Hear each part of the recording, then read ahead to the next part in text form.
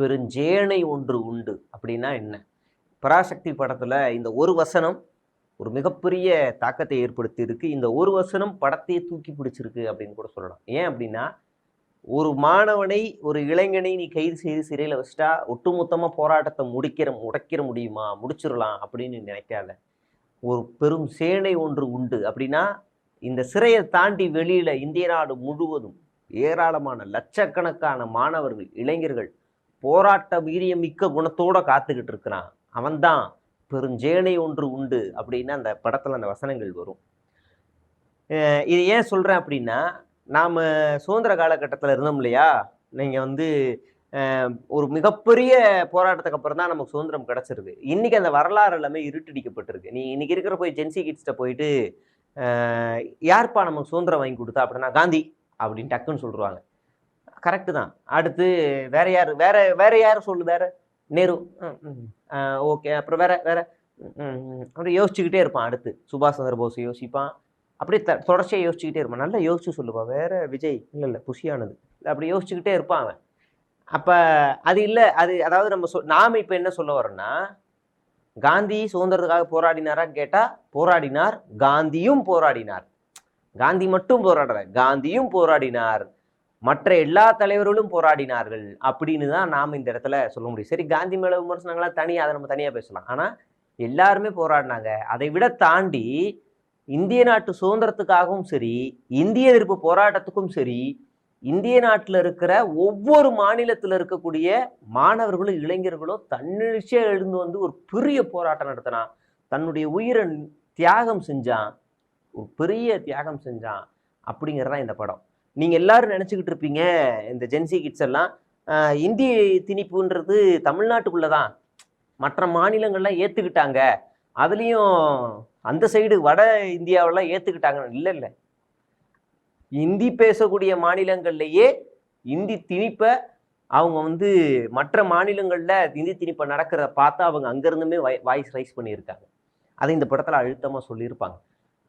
கேரளாவில் இந்தி திணிப்புக்கு எதிராக ஒரு பெரிய போராட்டம், ஆந்திராவில் ஒரு பெரிய போராட்டம். நீங்கள் வந்து ஆந்திரா ஹைதராபாத் போனீங்கன்னா, ஹைதராபாத்தில் வந்து தெலுங்கானா ஹைதராபாத் போனீங்கன்னா, சட்டமன்றத்துக்கு எதிரில் பார்த்தீங்கன்னா மொழிக்காக தியாகிகளுக்காக ஒரு பெரிய இடம் இருக்கும். நீங்கள் அங்கே போய் பாருங்க. இப்படி இந்திய நாடு முழுவதுமே ஒரு பெரிய போராட்டம் நடந்து தான் நமக்கு கிடைச்சதுங்கிறதா இந்த படம் ஆழமாக சொல்லுது. அப்போ இது எவ்வளோ பெரிய அரசியல் படம் அப்படின்னு நம்ம பார்க்க வேண்டியிருக்கு.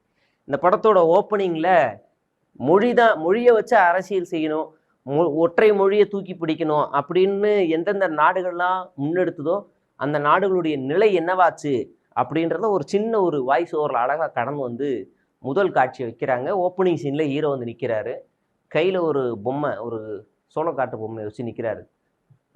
கொடுவா பொம்மையா, அதை வச்சு எரிக்கிறதுக்காக காத்துக்கிட்டாரு. அதில் ஒரு வார்த்தை எழுதியிருக்கும். நீங்களாம் படத்துக்கு போனீங்கன்னா அந்த வார்த்தை வெறும் வெள்ளையாக இருக்கும். ஆனால் அந்த இடத்துல என்ன எழுதியிருந்துச்சு அப்படின்னா, இந்தி அரக்கி அப்படின்னு எழுதியிருக்கும். இந்திய அரக்கி யார் மென்ஷன் பண்றா, அவர் யாரை மென்ஷன் பண்றாருங்கிறதெல்லாம் சொல்றேன். அப்ப இந்திய அரக்கின்னு மென்ஷன் பண்ணியிருப்பாரு. அந்த பொம்மையை தான் அவர் எரிப்பார். எங்கெல்லாம் இந்திய அரக்கின்னு வருதோ அங்கெல்லாம் அது நீக்கப்பட்டிருக்கு. எங்கெல்லாம் தீ பரவட்டும்னு வார்த்தைகள் வருதோ, எங்கெல்லாம் கோஷம் தீ பரவட்டும் வருதோ அங்கெல்லாம் நீதி பரவட்டும்னு மாறி இருக்கு. எங்கெல்லாம் எழுத்துக்கள்ல தீ பரவட்டும் வந்திருக்கோ அங்கெல்லாம் நீதி பரவட்டும் மாறி இருக்கு. இப்ப இது ஒரு பக்கம் வருது. அடுத்ததா ஒரு காலேஜ் ப்ரொஃபஸர் ஒரு இடத்துல கேட்குறாரு, இங்கே பாருங்க, இந்தி பேசுனா எல்லாருக்கும் நல்லது தானே, இந்தியா வளர்ச்சி அடைகிறத நீங்கள் விரும்பலையா, இந்தியா ஒற்றுமையாக ஒரே மொழி பேசுனா நல்லது தானே, இது கேட்கறதுக்கு நல்லா இருந்துச்சு. ஆனால் அதுக்கு கதாநாயகனே ஒரு அழகான ஒரு பதில் கொடுப்பாரு. எல்லா மொழியும் பேசி எல்லாரும் ஒரே மொழி பேசுனா அது வளர்ச்சி, அதுதான் பலம் அப்படின்றீங்க, ஒற்றுமையாக இருந்தால் பலம்ன்றீங்க. வெள்ளையனை வெளியேற்றி அடிச்சு விரட்டினப்ப இங்க எல்லாரும் என்ன ஒரே மொழியா பேசுனாங்க, ஆனா ஒற்றுமை நின்று அடிச்சு விரட்டலையா அப்படின்னு அவர் பாயிண்ட போட்டோடனே மாட்டினார். இந்த மாதிரி ஒரு ஆழமான அரசியலாம் நம்ம வந்து பார்க்குறோம். அடுத்ததா சுடரிழை பத்திரிகைன்னு ஒரு பத்திரிகை வருது. அதுதான் எனக்கு டவுட்டாக இருக்குது. ஏன்னா அது வந்து எம்ஜிஆருடைய அஃபீஷியலாக அவர் உருவாக்கின ஒரு பத்திரிகைன்னு நான் கேள்விப்பட்டிருக்கேன். அதை இந்த இடத்துல அப்பப்போ காமிச்சாங்க, ஒரு 2 இடத்துல காமிச்சாங்கன்னு நினைக்கிறேன். அப்புறமா இன்னொரு இடத்துல ஒரு மியூட் செய்யப்பட்டிருக்கு. இந்தி மொழி எப்படி இருக்கும், தமிழ் மொழி எப்படி இருக்கும் அப்படின்னா, தமிழ் மொழி ஒரு கலை, ஒரு அழகான ஒரு கலை, அது அழகாக இருக்கும் அந்த மொழி. இந்தி மொழி எப்படி இருக்கும் அப்படின்னு அங்கே அந்த படத்துலேயே ஒரு ஆயா கேரக்டரில் வர சொல்லுவாங்க, என்னடா இது மொழி இதே, ஏதோ கொடி கம்பத்தில் காய போட்ட துணி மாதிரி இருக்கு. ஆனால் அதை மியூட் பண்ணிட்டாங்க. பட் இருந்தாலும் இன்னொரு மொழியை கிண்டல் பண்ணுறதுங்கிறது தப்பு தான். ஆனால் அது ஒரு திணிக்கும் போது அது நம்ம அந்த வசப்பாடு அந்த விமர்சனங்கள் வைக்கும் போது அதை வந்து ரசிக்கும்படியாக இருந்துச்சு. அந்த பாட்டி சொல்லுவாங்க, அது அப்போ அந்த நேரத்தில் என்ன ஆகும் அப்படின்னா நேருவோட ரிசம்பிள்ஸ் இருக்கும். அவர் ஒரு சட்டத்தை போடுவார், மொழி எதிர்ப்பு இங்கே அதிகமாக இருக்கிறதுனால இங்கிலீஷை வந்து நீங்கள் அஃபீஷியல் மொழியாகவே கூடுதலாகவே படிங்க, அவங்க தாய்மொழியில் படிங்கன்னு சொல்லுவார். அப்புறம் அவர் மறைவுக்கு அப்புறமா இந்தி கட்டாயமாகும். இந்தி கட்டாயமாகும்போது ஒரு பேங்க்ல கூட மணி ஆர்டர், போஸ்ட் ஆஃபீஸில் மணி ஆர்டர் அனுப்ப கூட எல்லாமே இந்தியில் இருக்கும். அப்போ இந்த பாட்டி சொல்லுவாங்க, 8வது படிச்ச என்ன ஒரே நாளை தற்குறி ஆக்கிட்டாங்க. அப்படின்னா என்ன அர்த்தம்?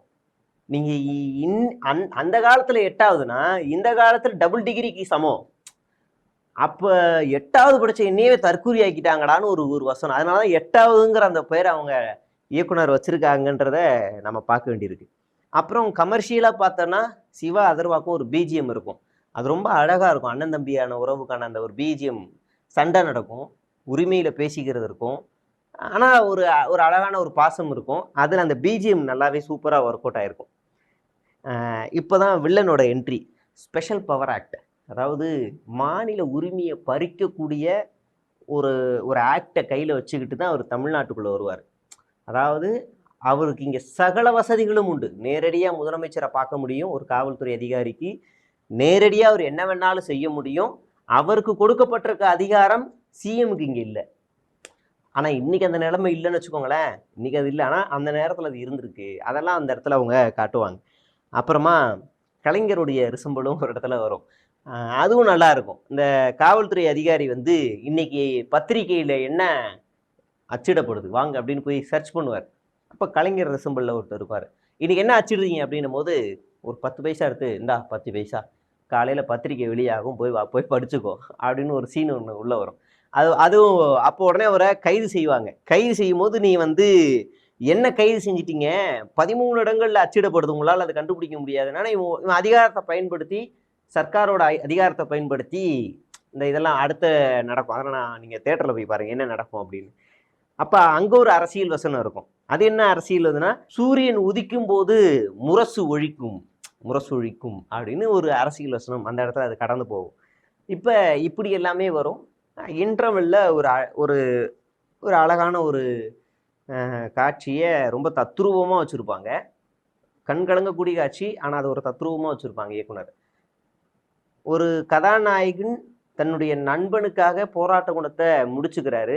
இனிமேல் நான் போராடலை, நான் வந்து இதுலேருந்து பின்வாங்கிக்கிறேன், இனிமேல் என்னை நம்பி வரவங்க யாரும் உயிர் போகக்கூடாதுன்னு பின்வாங்கிக்கிறேன் அப்படிங்கிற மாதிரியான சுச்சுவேஷனில் மீண்டும் போராட்ட குணம் அவருக்கு இன்டர்வெல்ல இருந்து ஸ்டார்ட் ஆகிற மாதிரி ஒரு காட்சி இருக்கும். அங்கே ஒரு காட்சி இருக்கும். அந்த காட்சி என்னன்னா நான் சொல்ல மாட்டேன், நீங்கள் பாருங்கள். அங்கே என்ன இருக்குன்னா, இந்தியன் வாழ்க்கையை அழித்தது அப்படின்னு ஒன்று வரும். என் கனவை எரித்தது, அதனால் என்னுடைய உடலை நானே மாய்த்து கொள்கிறேன், எரித்து கொள்கிறேன் அப்படின்னு ஒரு வசனம் வரும். அது ரொம்ப அதுலேயும் சென்சாரில் தூக்கி வச்சுருக்கானுங்க. அது ஒரு சீன் இருக்கும். அப்போது ஒருத்தர் இறந்து போவார். அவர் பேர், உண்மையான பேர் அவர் பேர் சிவலிங்கம். அவருடைய கனவை இந்தி எப்படி நசுக்குச்சோ அதே மாதிரி கதாநாயகனுடைய கதையிலையும் வாழ்க்கையிலையும் இந்தி வந்து நசுக்கி இருக்கும். அவர் ஒரு இடத்துல போய் முறையிடுவார் அவருடைய தேவைக்காக. அது என்ன தேவைங்கிறதெல்லாம் நீங்கள் படத்தை பாருங்கள், நான் வசனம் மட்டும்தான் உங்களுக்கு சொல்லுவேன், ஏன்னா அப்போ தான் நீங்கள் இன்ஸ்பயர் ஆகி போய் படத்தை பார்ப்பீங்க அப்படிங்கிறதுக்காக. சார் எனக்கு வந்து இங்கிலீஷ் கற்றுக்கோ அப்படின்னு சொல்கிறீங்க, நான் இங்கிலீஷ் கற்றுக்கிட்டேன், இப்போ ஹிந்தி ஓரளவுக்கு பேச கற்றுக்கோ, வேலை தரேன்றீங்க. ஓரளவு கற்றுக்கிட்டா நீங்கள் என்ன சார் எனக்கு வேலை தராமல் ஏற்கனவே நல்லா பேசுகிற ஹிந்தி பேசுகிறவனு வேலை தரீங்க? அவன் வந்து வெற்றி கோட்டுக்கு முன்னாடி நிற்கிறான் சார், நான் இப்போ தான் சார் கற்றுக்கிட்டு வரேன், நான் பிறமொழி பேசுகிறவன் சார், நான் அவன் இடத்துக்கு வர்றதுக்குள்ளே அவன் போயிடுவான் சார், நான் மனுஷன் இல்லையா அப்படின்ற அந்த வசனங்கள்லாம் நல்லாயிருக்கும். அதே மாதிரி உயிரை மாய்த்து கொண்ட சிவலிங்கம், அவர் ஒரு பயங்கரமான அரசியல் பேசுவார். அவர் என்ன சொல்லுவார்னா, எங்களை இங்கிலீஷ் பேச கற்றுக்க சொன்னேன், நாங்கள் இங்கிலீஷ் கற்றுக்கவே 200 வருஷம் ஆச்சு, இன்னைக்கு அதை கற்றுக்கிட்டு அடுத்து இன்னொரு மொழியும் கற்றுக்கோடா அப்படின்னு எங்களை சொல்கிறீங்களே, நாங்கள் எங்கேயா போவோம்? நாங்கள் திரும்ப அந்த மொழியையும் கற்றுக்கிட்டு தேர்வு எழுத போகும்போது தமிழில் படித்து இங்கிலீஷில் மாற்றி ஹிந்தியில் எழுதி அதை சரி பண்ணுறதுக்குள்ள ஐயோ அப்படின்னு அந்த வசனம். ஆனால் இந்தி பேசுபவர்கள் ஏற்கனவே இந்தி கற்றுக்கிட்டு தாய்மொழியாக வச்சுருக்கிறவங்களுக்கு இந்த கஷ்டம் எதுவுமே இல்லை. அவன் நோகாமல் மேலே போயிடுவான். அந்த மாதிரி அந்த காட்சிகள் அந்த இடத்துல இருக்கும். அடுத்ததாக இன்னொன்று வருவோம். அதாவது வட மாநிலத்தில் இருக்கக்கூடியவர்கள் நம்ம படித்தவங்க அப்படின்னு கெத்தா அந்த இந்தி திணிக்கக்கூடியவர்களை சொல்கிறேன். அவனா காட்டுறவங்களா இங்கிலீஷ் தெரியாதவங்களா தான் இருப்பாங்க. செழியன்றது ஒரு அழகான தமிழ் வார்த்தை. லகரம் ழா செழி செழியன் அப்படின்னு வரும். அந்த செழியனை அங்கே இருக்கக்கூடிய அதிகாரிகள் செசியன்னு சொல்லுவாங்க. செசியன், அதாவது அவங்களுக்கு அந்த ழாவே வரலை, செசியன் அப்படின்னு படித்து உச்சரிப்பாங்க. நீங்கள் அதெல்லாம் நான் படத்துக்கு போகும்போது அதெல்லாம் வந்து எடுக்கலை. அதனால் நீங்கள் போய் நேரட்டாக போய் பாருங்கள். அப்புறம் சட்டமன்றம் நடக்கும். சட்டமன்றத்தில் அங்கேருந்து சிஎம் எனக்கு தோன்ற தனிப்பட்ட முறையில் பக்தவாச்சலம் தான் இந்த படத்தில் அதிகமாக ரிசம்பிள் ஆகிறாரோன்னு எனக்கு தோணுது. பட் இருந்தாலும் நீங்கள் உங்களுக்கு யார் தோணுதுன்னு போய் பாருங்கள். அப்போ அந்த சட்டமன்றத்தில் டிஐஆர் சட்டத்தை நாங்கள் அமல்படுத்துகிறோம், நாடு ஒற்றுமையாக இருக்க நாங்கள் இது பண்ணுறோம் அப்படின்னு போயிடுவாங்க. ஆப்போசிட்டில் இருந்த அது எனக்கு திமுகவுடைய ரிசம்பிள்ஸ் தான் தெரியுது. அவங்க சொல்லுவாங்க, இந்த டிஐஆர் சட்டங்கிறது வெள்ளையர்கள் இருக்கும்போது நம்மளை ஒடுக்கிறதுக்காக போட்ட சட்டம், அதே சட்டத்தை நீங்கள் போடுறீங்க, என்னங்க நினச்சிக்கிட்டு இருக்கீங்க அப்படின்னு இவங்க வாதாடுவாங்க. அந்த சட்டம் வந்துச்சுன்னா என்ன ஆகும் அப்படின்னா, யாரையுமே காரணம் இல்லாமல் அரெஸ்ட் பண்ணலாம். எதிர்கட்சி தலைவர்கள், பத்திரிகையாளர்கள் எல்லாரையும் உள்ளே போடலாம். பேச்சு, எழுத்து, போராட்டம் எல்லாத்தையும் தடை பண்ணலாம். நியூஸ் பேப்பர்களையும் சென்சார்ஷிப் பண்ணலாம். அதாவது அவங்க கண்ட்ரோல்குள்ளே வச்சுக்கலாம். இதெல்லாம் எதுக்காக அப்படின்னா, போராட்ட குணத்தை ஒடுக்கிறது, அந்த அந்த அந்த நாட்டை கட்டுக்குள்ளே வச்சுக்கிறதுக்கான ஒடுக்குமுறை.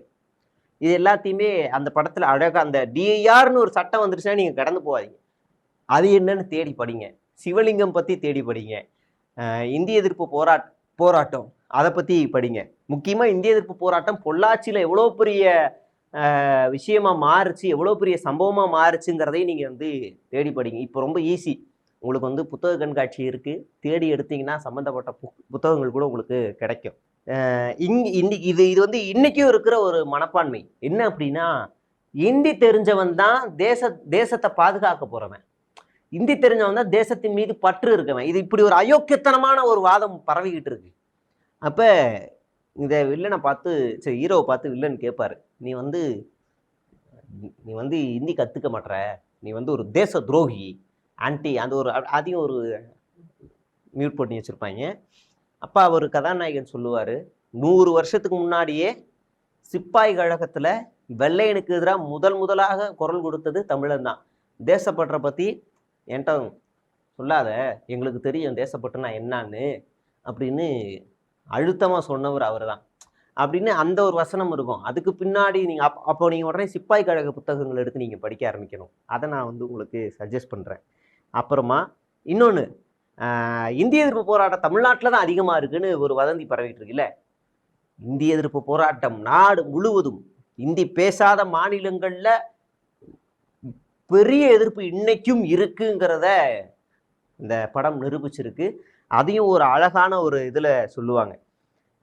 முக்கியமாக சொல்லணும்னா, கதாநாயகன் தமிழ்நாட்டிலேருந்து கிளம்பி போய் இந்திரா காந்தி ரிசம்பிளில் இருக்கிற ஒருத்தரை போய் மீட் பண்ணுவார்.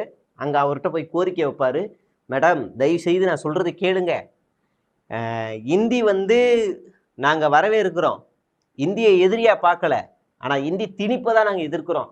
அதனால் எங்கள்கிட்ட இந்த நாடு முழுவதுமே இந்தி திணிப்புக்கு ஒரு எதிர்ப்பு இருக்குது, என்னால் ப்ரூஃப் பண்ண முடியும் அப்படின்னு அவர் அந்த இடத்துல பேசுவார். சரி கீழே இறங்கி வாங்க அப்படின்னும் போது அங்கே ஒரு ஷாட்டு வச்சுருப்பாங்க பாருங்க, எனக்கு அப்படியே புல்லரிக்கும். என்னென்னா, பஸ்ஸுலேருந்து காருக்கு தாவணும், செங்கோட்டை அப்படி தாவுற மாதிரி ஒரு சீன் இருக்கும். செங்கோட்டை, ஒரு தமிழர் தமிழ் மொழிக்காக ஒரு மாணவர் இந்திய எதிர்ப்பு போராட்டத்துக்காக டெல்லி சென்று செங்கோட்டையை தாண்டின மாதிரியான ஒரு காட்சியை வச்சிருந்தது. எனக்கு அப்படியே புல்லரிச்சுது. ஆஹா என்னடா இது அப்படின்ற மாதிரி அந்த சீனை பார்க்கும் போது அழகாக இருந்தது. கம்மிங் டு அடுத்து இன்னொரு வசனம் இருக்கும். யுனைட்டிக்கும் யூனிஃபார்மிட்டிக்கும் ஒரு விளக்கத்தை கொடுப்பாரு. யுனைட்டினா என்னன்னு உங்களுக்கு தெரியல, யுனைட்டினா அவன் மொழியை பேசி அவனுடைய கலாச்சாரத்தில் இருந்து இருக்கிறது. நீங்கள் நினைக்கிறது யூனிஃபார்மிட்டி, அது யுனைட்டி இல்லை அப்படின்னு அடித்து பேசுவார். அப்புறம் இன்னொரு அழகான காட்சி இருக்கும். எல்லா மாநிலத்தை சேர்ந்த மாணவர்களும் உட்காந்து சாப்பிட்ருப்பாங்க, தமிழ்நாட்டு சாப்பாடை சாப்பிடுவாங்க, அப்படியே அழகாக பேசிப்பாங்க.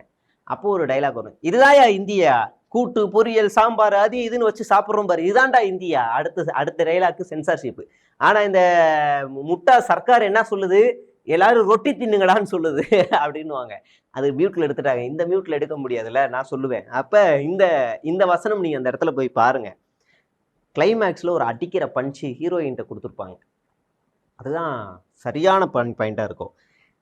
என் தாய்மொழியை அழிக்கிறது என் சிந்தனையை அழிக்கிற மாதிரி. என் சிந்தனையை நீ அழிச்சிட்டேன்னா நான் முன்னேறவே முடியாது. நான் முன்னேறவே கூடாதுன்னு தான் நீ நினைக்கிற. அதனாலதான் என்னுடைய தாய்மொழியில நீ கை வைக்கிற அப்படின்னா அந்த அந்த ஒரு வசனம் ஒரு தீயா பரவும்.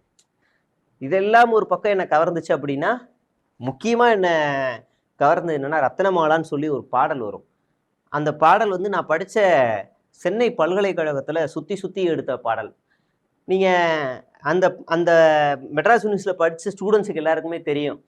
கரெக்டா டவர் கிளாக் பில்டிங்கோட என்ட்ரன்ஸ்ல ஒரு ஷாட் இருக்கும். இந்தியன் மியூசிக் பில்டிங் கீழே ஒரு ஒரு சாங் இருக்கும். ஜேர்னலிசம் போற வழியில அந்த இடத்துல ஒரு சாங் இருக்கும். லைப்ரரியில பல இடங்கள்ல இருக்கும். ஏன்னா சென்னை பல்கலைக்கழகத்தை நீங்க ராத்திரியில யாருமே ரசிச்சிருக்க முடியாது. குறிப்பா அந்த வாய்ப்பெல்லாம் எங்களுக்கு தான் கிடைச்சது. ஏன் அப்படின்னா, நாங்க ஜேர்னலிசம் படிக்கும் போது அப்போ இருந்த துறை பேராசிரியர் கோபாலன் ரவீந்திரன் அவர் தான் எங்களுக்கு இந்த ஏற்பாடெல்லாம் பண்ணுவார். ஏன்னா எங்களுடைய வகுப்பே சாயங்காலம் 6 மணிக்கு தான் நடக்கும். அது போய்கிட்டே இருக்கும், டிஸ்கஷனு அது இதுன்னு போகும். 12 மணிக்கு கிளாஸ் முடியும். 12 மணிக்கு முடிச்சோடனே, சார் நாங்கள் இங்கேயே தூங்கிடுவா அப்படின்னா, ஓகே கண்ணா அப்படின்னு அவர் போயிடுவார். அப்போ நாங்கள் ஒரு அறையிலையும் மாணவிகள் ஒரு அறையிலேயே தூங்கிட்டு காலைல 8 மணிக்கு எதிர்த்து இப்படி வெளியில் வருவோம். நைட்டும் தூங்க விட மாட்டோம். மாடிக்கு அந்த டவர் கிளாக்ல அவங்க 2 பேர் மேலே நின்றுட்டு இருப்பாங்கல்ல, அங்கே போய் நிற்போம். அதுக்கு மேலே நின்று மெரினா கடற்கரையை ரசிப்போம், நிலாவை ரசிப்போம், நேப்பியர் பிரிட்ஜை ரசிப்போம். அது ஒரு ஒரு அழகாக இருக்கும். அந்த இடத்த எங்களுக்கு அதெல்லாம் காட்சியில் காமிக்கும் போது எனக்கு அப்படியே சூப்பராக இருந்துச்சு. ஆஹா, போய் எவ்வளோ வருஷம் ஆச்சு. இப்போ படிக்கிற மாணவர்கள்லாம் அந்த வாய்ப்பு கிடைக்காது, ஏறவும் முடியாது. அதெல்லாம் தடை செய்யப்பட்டமா இடமா மாறிடுச்சு. இப்படி பல அரசியல் கருத்துக்களோட இந்த படம் வெளியாயிருக்கு. பல அரசியல் கருத்துக்களை முடக்கி இருக்கிறானுங்க. அதுதான் ஆத்திரமா வேற வருது. உனக்கு எப்படா தெரியும் அப்படின்னா, நான் நண்பர் மூலியமா அந்த படக்குழுவோட சேர்ந்து ஒரு சில பேரோட சேர்ந்து சென்சார் இல்லாத கட்டு இல்லாத ஒரு ஷோவையும் பார்த்துட்டு திரும்ப இதையும் பார்த்தேன். வைத்தறிச்சலா இருக்கு, எனக்கே வைத்தறிச்சலா இருக்கு. இயக்குனருக்கு எப்படிதான் இவ்வளோ பெரும்பான்மையாக ஒரு பொறுமை இருக்கு, இவ்வளோ ஒரு மனசு இருக்குன்னு எனக்கு புரியல.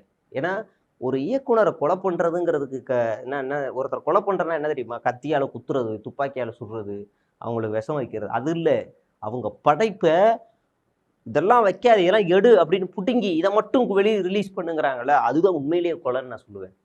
அப்படி ஒரு கொலையை தான் இவங்க பண்றானுங்க. ஆனா ஒரு 100% பேச வேண்டிய அரசியல் படம் ஒரு 70% பேசியிருக்கு. மீதி 30% வந்து அந்த அரசியல் பேசவே இல்லை. இந்த சென்சாரெல்லாம் தொடர்ந்து எல்லாருமே கண்டிக்கணும். அது எந்த படமா இருந்தாலும் சரி, ஜனநாயகனா இருந்தாலும் சரி, எந்த படமா இருந்தாலும் சரி, இந்த கண்டிச்சே ஆகணும். அதனால தயவு செய்து பொங்கலுக்கு குடும்பத்தோட எல்லாருமே சேர்ந்து போய் சிவகார்த்திகேயன் நடித்த அதர்வா, ஜெயம் ரவி, ஸ்ரீலீலா எல்லாரும் சேர்ந்து நடிச்சிருக்கிற எந்த நடிகர்களுடைய நடிப்புக்கும் பஞ்சமே இல்லை, குறையே இல்லை, சூப்பராக நடிச்சிருப்பாங்க. அந்த கதை காலகட்டத்துக்கு ஏற்ற மாதிரியே நடை, அவங்களுடைய உடை, அவங்களுடைய நடனம், அவங்களுடைய பேச்சு, அப்புறம் செட்டு, பெரிய ஒரு ஆர்ட் ஒர்க் நடந்திருக்கு. அதனால் போய் நீங்கள் படத்தை போய் பாருங்கள். நான் இது வரைக்கும் எனக்கு தெரிஞ்சு எந்த படத்துக்கும் நான் ரிவ்யூ போட்டதில்லை. இதான் என்னுடைய ஃபஸ்ட்டு படம் ரிவ்யூ போடுறது. போய் பாருங்கள். பார்த்துட்டு உங்களுடைய கருத்தையும் நீங்கள் வந்து கமெண்டில் சொல்லுங்கள். மீண்டும் சந்திப்போம். நன்றி, வணக்கம்.